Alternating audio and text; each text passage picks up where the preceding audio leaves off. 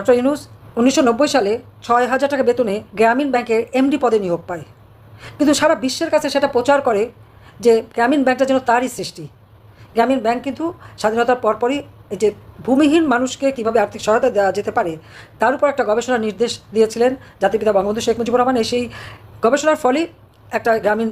প্রিয় দর্শক, এইমাত্র সর্বশেষ গরম বাংলা সংবাদ। এবার প্রকাশ্যে আবার একটি ভয়ঙ্কর কল রেকর্ডিং ভাইরাল সাবেক প্রধানমন্ত্রী শেখ হাসিনা। তিনি কলের মাধ্যমে ডক্টর মোহাম্মদ ইউনূসের গোপন তথ্য ফাঁস করলেন। ইতিমধ্যে সোশ্যাল মিডিয়ায় ব্যাপক পরিমাণে ভাইরাল হয়েছে। তো আজকের ভিডিওটি খুব ইন্টারেস্টিং হতে চলেছে, না টেনে স্ক্রিনের মাধ্যমে পরিপূর্ণভাবে দেখে আসি। তো প্রিয় দর্শক, ভিডিওটি ভালো লাগলে এটা লাইক করবেন আর কমেন্ট করে মতামত জানাতে ভুলবেন না। ডক্টর ইউনূস ১৯৯০ সালে ৬,০০০ টাকা বেতনে গ্রামীণ ব্যাংকের এমডি পদে নিয়োগ পায়, কিন্তু সারা বিশ্বের কাছে সেটা প্রচার করে যে গ্রামীণ ব্যাংকটা যেন তারই সৃষ্টি।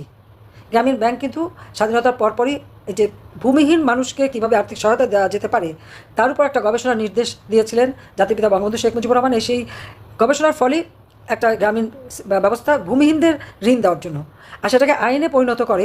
জেনারেল এরশাদের আমলে ১৯৮৩ সালে একটা অধ্যাদেশ জারি হয়, আর সেই অধ্যাদেশ অনুযায়ী কিন্তু এই গ্রামীণ ব্যাংকটা চলছিল। ইউনূস খণ্ডকালীন কাজ পেয়েছিল তখন ৯০ সালে পূর্ণাঙ্গ এমডি পদে চাকরিটা পায়।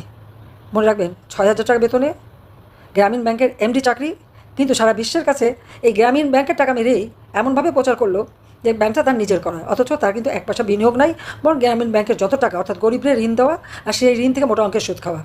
গরিবদের বেলায় ঋণ এবং সুদ দিতে হবে এবং সুদের টাকা ফেরত দিতে হবে, কিন্তু ওই ক্ষুদ্র ঋণ যে ব্যাংকে দেওয়ার কথা সেই ব্যাংকের টাকা আবার তিনি তার বাবার প্রতিষ্ঠান, সেখানে মোটা অঙ্কের ঋণ দেওয়া হলো, আবার সেই ঋণ সুদসহ মাপও করে দেওয়া হলো। কোনোদিন গরিব মানুষের সুদ আর ঋণ মাপ করেনি, কিন্তু তার পিতারটা করলো। আবার কারণ পিতারটা করবে এই জন্য যে ওই তাদের সেই প্যাকেজেস কোম্পানিতে সেখানে কিন্তু নিজেও একজন মালিক। ইউনূস, তার ভাই বোন, তার বাবাই মালিক। কাজে উনি নিজেই টাকা নিলেন, ছেলে দাতা পিতা গ্রহিতা, টাকা নিয়ে সেই টাকা শোধও দিতে হলো না, কয়েক কোটি টাকা মওকুফ করে দেওয়া হলো। এভাবেই কিন্তু মানে একটা ধোঁকাবাজি দিয়ে সে চলছিল। এরপর আমাকে যেটা বলেছিল যে গ্রামীণ ৮৮ সালে বন্যা হলো, গ্রামীণ ব্যাংকে টাকা নাই। আমি তো বুঝতে পারিনি যে ওই টাকা সে সরিয়ে ফেলেছে, কেউ এটা জানতো না। সে বেশ কায়দা করে ওগুলি সরিয়ে বললো টাকা নেই, গরিব মানুষ ঋণ পায় না, টাকা দিতে হবে। প্রথমে ১০০ কোটি, তারপরে ২০০ কোটি, তারপরে আরও ৪০০ কোটি টাকা গ্রামীণ ব্যাংকে আমি দিয়েছিলাম যখন আমি ক্ষমতা। তাছাড়া গ্রামীণ টেলিফোনের ব্যবসাটাও তাকে আমি দিই, কারণ আমাকে বলেছিল যে ওই টেলিফোন দিয়ে গ্রামের মেয়েরা কথা বলবে, ব্যবসা করবে, তারা টাকা কামাই করবে। আপনারা জানেন আমার একটা দুর্বলতা আছে যে গ্রামীণ মানুষ তারা একটু ভালো থাকবে, তারা টাকা পয়সা পাবে, বা গ্রামের মেয়েরা আর্থিক সচ্ছলতা পাবে। এই কথা শুনেই আমি সত্যি কথা বলতে গিয়ে তার কথায় ভুলে তাকে ঠিক এই ব্যবসাটা দিই। শুধু ব্যবসা দেওয়া নয়, ক্ষুদ্র ঋণ তখন আন্তর্জাতিক স্বীকৃতি ছিল না। তো আমাকে বললো যে আপনি যদি আসেন তো একটা সেমিনার করবো, আমি যদি যাই তাহলে সেখানে হিলারি ক্লিন্টন আসবে, স্পেনের কুইন সোফিয়া আসবে, আর অনেকেই আসবে।